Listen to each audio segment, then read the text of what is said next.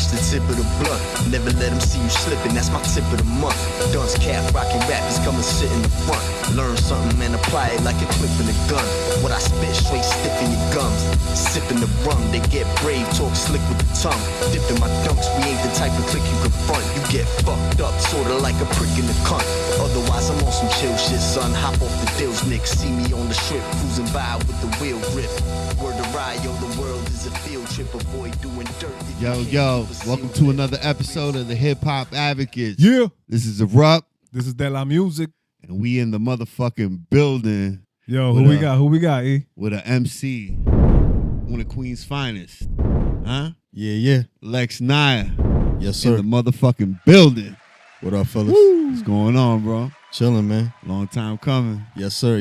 Happy to be here, man. Appreciate y'all having me. Nah, man, we appreciate you coming, bro. Indeed. We've been stalking you for different shows. We've been trying to creep in and watch you perform and checking out your music as well, man. Indeed, man. Yeah, I'm glad we got to hook up at that last show with Secret Report. I don't know if y'all made it out to the show. I couldn't make this week. Yeah, we went to last week. We went up in Harlem. Yeah. No, we went there too. We was gonna creep on you again. Like, the Ethos show. I was under the weather, man. I'm just getting over it right now. So it happens.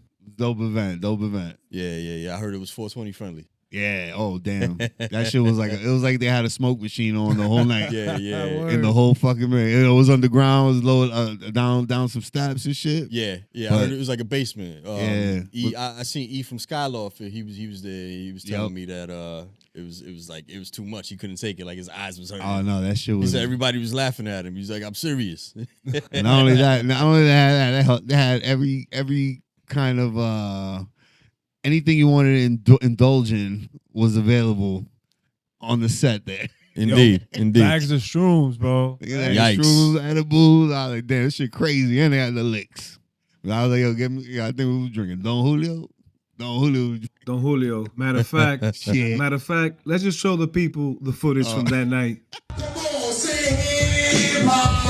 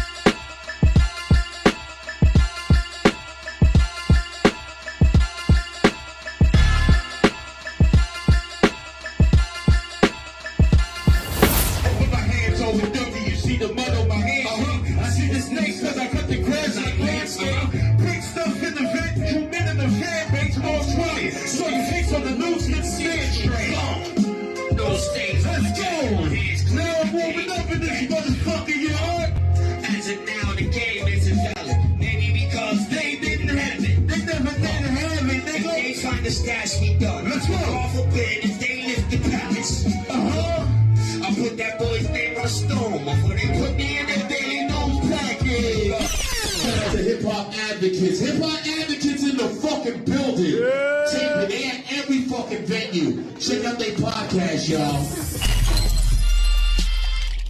I probably should have went, man. I might have cleared my shit right up. Oh man, it was a dope night. It was a dope event, man. Like, we saw a lot of dope artists. Got to meet some cool cats. You know? Dope. Yeah, Ito's nice, man. I seen him rock before. Yeah. So he shut it down. And it's funny, when we got there, I never seen him in person. Mm-hmm. So they were doing sound check and nobody was there. It was still, people coming in, and he was doing the sound check and he was just rhyming for like fucking 5 minutes straight. Dope. And I'm like, yo, this dude is nice. I didn't know it was him though. Yeah. Like he kept changing the beat. He just kept going. Yeah, that's what's up. Like that, and that's the keep type it sharp. But that's the shit about that's the beauty of hip hop, right? Mm-hmm. When people just indulge in it without, it's like, you just doing it because you love it. Like it's like muscle memory to him. That's what it looked like to me. You're doing it because you love it. But let's not talk too much about that Word. show, because we're gonna get to that a little later on. I want to just take it with you and just get right into it. Cool. Yo, how this music journey began? Sheesh, this music journey began a long time ago, man. Been on it for a minute, so I want to say that really I think what the first song that I ever heard that really like flipped the switch for me I was in San Francisco in my uncle's rental car. Shout out my uncle Robert, and I think on the radio came Bonita Applebum, and this must have been like, I guess like 91 or something. And that shit, it just sounded like nothing I ever heard before. Yeah. And it really like just kind of like it flipped the switch for me. I was like, okay, that what is that? I want more of that. You know what I mean? You was all the way in San Francisco. Yeah. But being from Queens. And that was Queens. Uh-huh. And that was a Queens group that caught your ear. Yep. It's calling you. Yeah, indeed. So I mean, that was I even before that. I think the first track that I ever really just liked at all was "Parents Just Don't Understand." Fresh Prince. Yeah. I was a little kid. You know what I mean? I thought the video was cool and funny and shit. But yeah. I mean, really, once I heard that Tribe joint, it was like from there on, I wanted to hear more shit in that vein. You know what I mean? It kind of started like a fever for me. So I mean, as far as my musical journey, man, I mean, I did, I want to say I got turntables when I was around 14 years old, maybe. And How'd you get them? Well, I honestly You stole them. Nah, I lucked out, man. I shout outs to my mom and my dad, man, because they actually hooked up a Newmark Blue Dog turntable set. It was like turntable in a box. It was like a whole set that just came through one Christmas. I got blessed. You know what I mean? It was something that a cousin of mine actually had his own set. Rest in peace, my cousin Jason. Basically, you know, like I got the fever seeing him do it, and I was like, wow, that shit looks like so much fun. You know what I mean? Parents, did you ask for it or they just got it? I asked. I think I planted the seed. I wasn't expecting it. You know what I mean? That's dope. So I got it, and I was fucking excited, man. I started collecting records after that. Yeah, probably a little bit older than 14. Yeah, I want to say it was probably closer to like maybe 17. But in any event, like that's the DJing was kind of where it really started for me. So I started like once I started collecting 12 inches, I started spinning records, making like beat tapes. You know what I'm saying? Just like making beat tapes and then bringing those out to the park, and we would freestyle to them. So the little boom box, and that's really where the fever kind of like began, and then it just started becoming like a repetitive thing or something. It became ritual. So you was doing beats. I wasn't doing beats. I was just spinning the instrumentals. You know what I mean? And you know, trying to do my little cuts and shit, and you know, like just having fun with it. Dope. And then the writing? The writing, I mean, it started really with freestyling, and then I don't know what it was that made us decide that we was gonna try to write a song. But you know, it was me, my cousin Nell, and my man E. We would Snake Eyes. Shout outs to Snake Eyes in Fifth. We would just be freestyling all the time, and eventually we just tried writing. Yeah, I mean, made it out to the studio one day. Yeah, I did do some of the tape deck. You know, I was actually recording into the headphone, spitting straight into a headphone, like my turn. That's hilarious. Yeah. So first shit I ever recorded was into a headphone on a stereo with my turntables. I haven't thought about that shit in years, but you know, like the humble beginnings, you're learning how to count bars, you know, like understanding like song structures and shit. Yeah, man. We all got to start somewhere. Yeah. We used to record in a fucking $10 mic and lopsided headphones. Into a Dell desktop. Yeah, that shit was not pretty. Everybody get started somewhere before you upgrade and actually make your way to a studio, right? Yeah, man. I mean, I remember recording on one side and then you know, rewinding it and flipping it back and doing my ad libs, and you know, it's like literally just straight onto the tape. Yeah. You know what I'm saying? So like them shits, I think I might actually have some of those tapes somewhere. You know, I gotta look them up, see if I could like maybe throw together some demos, throw them on the Bandcamp or something. Them shits, yo, finding those like those old tracks that, you know, you just tuck them away. Like, no, I don't want nobody to ever hear none of this shit. Right. I found some of the CDs of me and him. I'm like, I don't want nobody to ever hear none of this shit. This shit sounds terrible, the quality. It wasn't even like, you could hear the potential, right? Right. You'll hear your potential, but just the quality sounds so bad, you don't want people to hear that shit. Yeah. So some things they're for the archives. Yep. Yeah. Yo, Lex, and to move a little ahead, off camera, I saw that you had a new project in your hands. Yes, sir. Yeah. Let's talk a little bit about that. Cool. So the project that I did I got it on vinyl somewhere. But we just recently put together vinyl, made it available. A project called Real Estate. Last year, me and my man Buck, a producer who's originally from California, but he's been living in Brooklyn for the last over 10 years. You know, he's cemented by now. Me and my man Buck, we put out a project called Real Estate, fully produced by him. And that was one that we were working on for a long time before we got out. I mean, I always got my hand in a couple of things, but that came out last year, and I just put it out on Elastic Stage on vinyl. So if you go to elasticstage.com, the Real Estate vinyl is available there. It's a nice project, man. Very proud of that one. It's available online, right? It is, because I think that's the one project. Because you got a lot of music. I do, and I've been listening to your stuff for the last 2 weeks. Trying to get through it all, you know? Doing his trying homework. to indulge in it. Yeah. And I think that's the only one that I didn't get to. Really? I was starting, because I usually like to start all Early. the way back, as far back as I can find shit, and then work my way through it. But that's dope. People could look it up online and check it out. And then if they want to see it, you know, cop it, reach out, right? Indeed, yeah. LexNYRE.bandcamp.com. That's where pretty much all of my catalog is on there. Everything is on Spotify. Everything's on... well, some of the older stuff is not on Spotify, but if you want to find like the old stuff, the Vague Clarity mix going back to like 2005 and shit, that's all on the Bandcamp.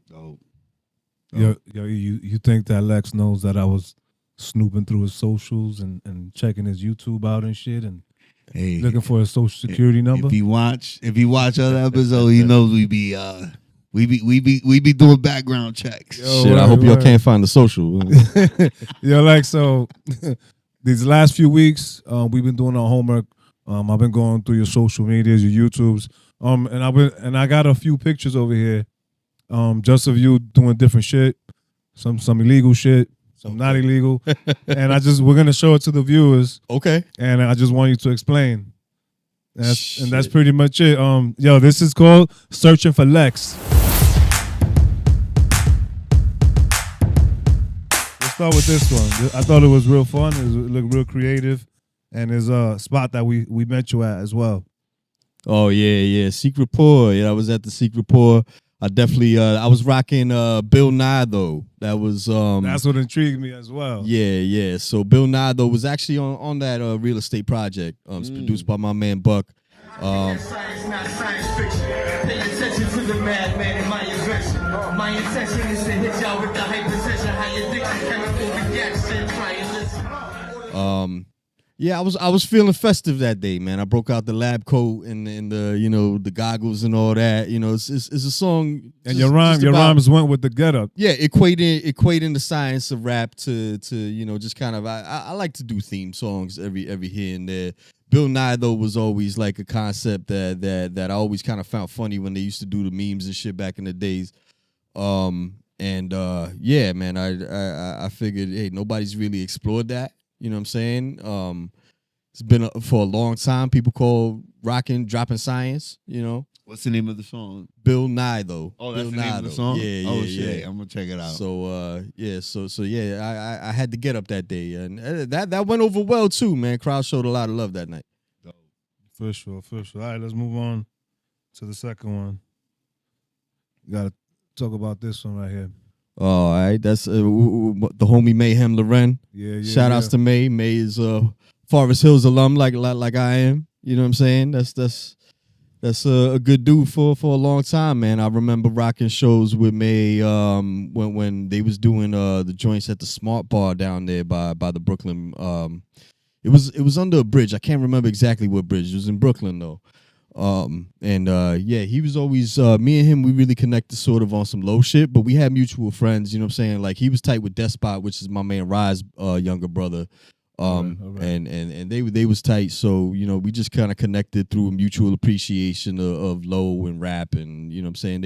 And he went to my high school, but he was a couple years younger than me. So y'all got a track together, right? We do have a track together. Shout outs to Mayhem Loren, man, who I did see last time he did Supply and Demand out here. I went through in Brooklyn, seen him like off Metro.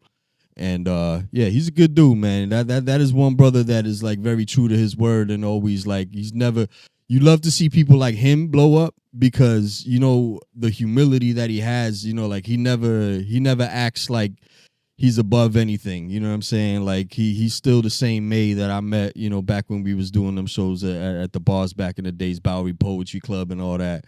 So shout outs to Mayhem Loren, man. That's a good brother right there, man. Queens in the house. I used to love seeing him eating food with Action Bronson. Hell yeah. All around the world and shit. Hell He was yeah. like crazy for shrimp. Yeah.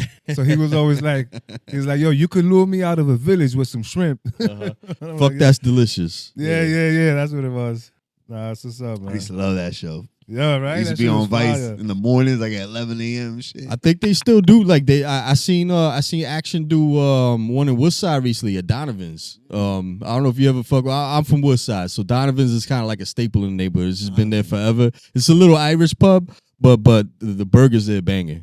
Burgers there banging. Where was It's right by it's on 58th and Roosevelt. It's right by right across from St. Sebastian's. Okay.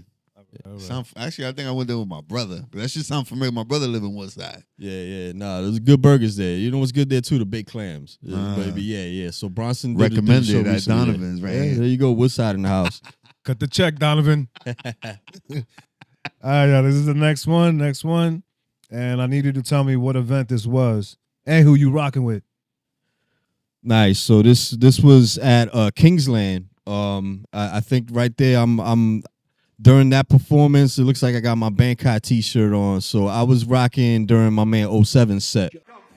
Y'all trying to live like the Carters with no plan, no ambition, there's no promise. Splash on the canvas, leave my mark as an artist. The only skanks that I fuck with is the martyr. Knicks can't start of New York to the death of United we stand or we free fall separate. Can't answer questions with questions like Jeopardy. It's undeniable. Got old to the left of me. Brothers in arms, keep a strict code of ethics. You wanna know who Lex is? Peep my connection. Stand up, Cuban from the northeast section. Shouting long live the king. Ain't no hat stepping. Yeah. I can't. He's not even clearing the picture, but for some reason, You know what You knew that was I up? made it out. I don't know why, but just like the whole posture. So yeah. It looked like So 07, shout out another Queens Shout brother, out. you know, Corona Queens. Corona Shout kid. outs to my brother Corona. 07. He just had a show this last week too. Last night, right? Last night. Yeah, Yummies in Brooklyn. Yup. And he's rocking with the other brother that I was on stage with during that song, Skanks. Shout out to Skanks, the Rap Martyr, Bangkok fam. So the three of us had a joint that we did during 07 set. I had a set earlier that night with my man Kesper, another Queens brother. Shout out to Jackson Heights, Kesper, and YH. So that was a little later in the night. I had another feature. You know, before you get to the next one, like one thing I love, especially what we've been since we started doing is like we keep connecting with like everyone that's, you know, everybody's like connected, like Yeah. everybody that we brought on, like, you know, they got a web. connection to like other guests than we had on, and it's like it's not even by design, it's just Right. by chance, like. Nah, it's a tight knit community, man. I think it's more tight knit than people really realize until they step out into the scene. They start going to different shows and they see how everybody just knows each other. Yeah. It's, you know what I'm saying, like, because what we do is it's a certain type of energy that it takes to really commit to it, One, and do then it, two, take it serious. you know, like take it seriously and be about it. You know what I mean? Like it's a circle of MCs. Like none of these people we talking about ain't nice. You know, they nice with it. So Take yeah, it serious. exactly.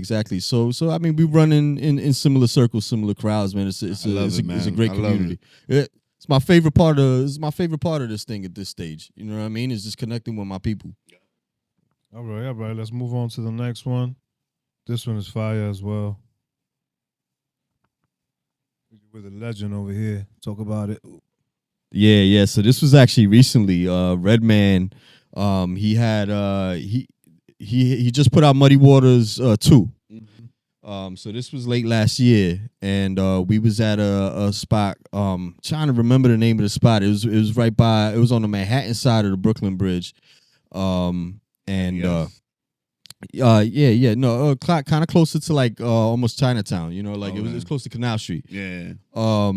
It was like at a hotel spot, but it was really like a video game type thing that they had going on there. And I'd never seen Red. I thought maybe he was gonna perform. He didn't end up performing that night. He was just there kind of doing like Chilling and hosting a video game tournament that they had there. Oh. Lord Sear was spinning too, so shout outs to Lord Sear. Dope. And so what I had done was when I found out that was happening, I went and looked through my collection. I got mad CDs. And I picked out as many Redman, you know what I'm saying, like inserts that I could find, and he signed them all for me that day. So That's fire, yeah, that was man. dope. He looks like he smokes 100 blunts back to back. Yeah, he was. It was crowded in there. He was busy that night too. So I'm gracious that he was, you know, willing to you know, take a second and hook that up for me. Shout outs to Redman, man. Muddy Waters too. Dope ass album. That's Check dope. that shit out. Yeah, if you ain't heard I it. gotta listen to it. I haven't listened to it yet, and I've been wanting to, like, just sit down and It's catch dope. it on a good ride and listen to it straight through. Yeah, it's long. It's a lot of tracks, but I saw it. It was like short. I think it was like 20. Something like 26. Yeah, it was like 28. damn, what the fuck? I remember I pulled it up and I just to see it, and I saw the trial. Like, damn, I was like, this is gotta gonna commit it's to gonna this keep one. me busy for I need like an hour and a half ride to listen. My to nigga, this you need shit. to go on vacation for that shit. Yo, but you know, that you rarely see that nowadays. yeah, that's lost art. That's Like a people lost art. putting that big of a project. Right. Shit, I And remember. he's got the skits on it. You know, it feels like a Redman project. Yeah, which is that's what makes it turns an album into an actual project. Facts. Yeah, it's an experience. Mm. Th- with That's Redman. one thing that I love the most. These niggas know. I miss skits. Skits like I always said, like, you got the music, you know the rapper's personality, what they went through, but then you got the skits, and you could tell that sense of humor, you know, like other little things about them. Right. It brings you more closer to them. Yeah, it makes you feel like you're in the room with them almost. You know what I mean? Like you're getting to see a side that you don't get to see of most people. Exactly. A lot of rappers take themselves too seriously. Too seriously. Yep. Especially these new motherfuckers. You gotta relax. Have a little fucking sense of humor, you know? You don't gotta be hard all the time. Take it easy. You still get smacked, nigga. All right. I'm just saying. Last I'm but getting not tight with least. I'm getting tight with these tough acting ass niggas. Yeah, you're gonna you know somebody from this one, E. Last but not least, man. Talk about this one, man. Yeah. So that's a video still actually from a joint. We had done I had done a project called Break the Pattern, and we was using break records that my brother E Noids Make it out. had kind of curated, and you know what I'm saying, like I just, it was a bunch of short tracks, so we actually had like a medley of 3 songs for this video. And we shot this right here at Heads Up Studios. That was at Heads Up, right? I don't think it wasn't HQ. It was over that way. That was the first studio. Yes, sir. So shout out to Realize BHP, man. That's my brother. We right never there. had. I don't think we ever had a shot of Reels actually on the show. Like, Word. in the back. That's we always the shout behind the Molly in scenes, background. Yeah. It's the- That's Reels, everybody. Word up. Shout out to Realize, man. That was go dope, way man. back. You like had different locations. You had the different beats. Keep switching up. Yeah, that was a fun video we did that day, man. I definitely enjoyed doing that. That project got a lot of love too, man. It definitely kind of opened some ears to new people for me. And out of curiosity, how you and Reels know each other? So me and Real, I mean, we go back high school era. You know what I'm saying? Just mutual friends. Queen shit. You know what I mean? He's right there. Queens. We used to hang out at on his block. We used to call it the block over there. That was like right behind Wendy's on Queens Boulevard in Elmhurst. Many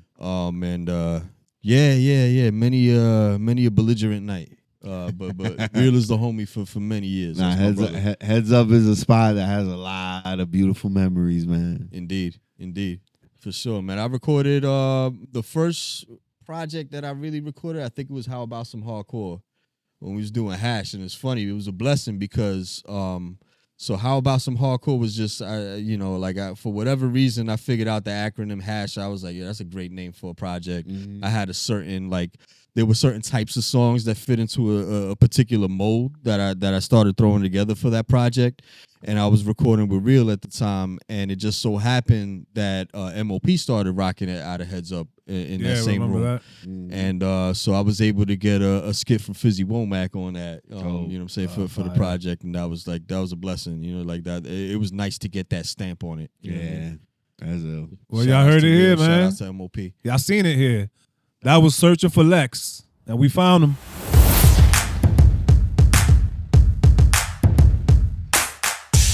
Yo, that was great, man. The Yeah. pictures was fire. I know it brought back a lot of memories for you. Indeed, I enjoyed that. Yo, E, I'm looking at Lex, and he's wearing these glasses. He looks like he got some high IQ. You know what I'm saying? So I feel I like hope so. I feel like his hip hop IQ must be up there, man. Yeah. What do you think? You want to put him to the test? Let's or? put him to the test. Yo, shit, go for it, B. Why not, man? And this right here is hip hop roulette.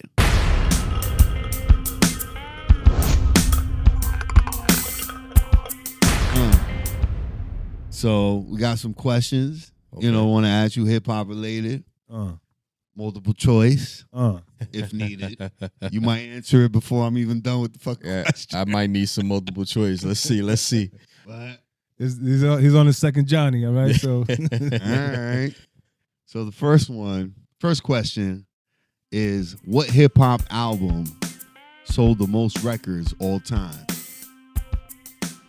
All time. A, Eminem, Marshall Mathers LP. Okay.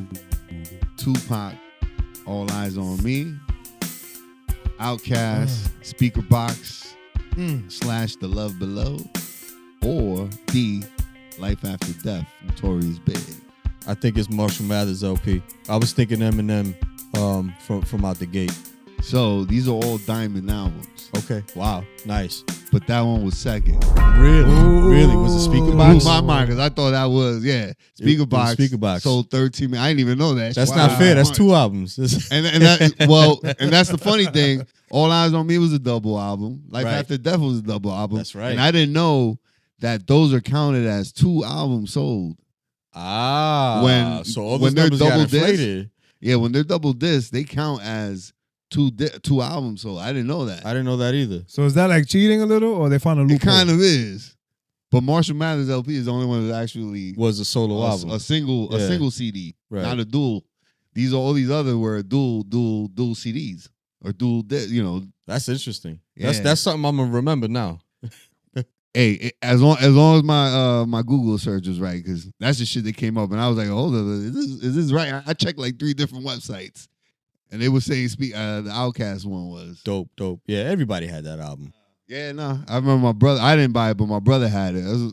My brother was a big Outkast fan. I definitely had that shit. I'm a fan of Outkast too, Yeah. man. I feel like Outkast don't. Clementine. Oof. For whatever reason, New Yorkers wanted to be real stubborn at that time, and they wasn't showing enough love to Outkast, man. Outkast is one of the greatest. Yeah, groups no, they ever. ill. Outkast is definitely ill. Production was dope. All right.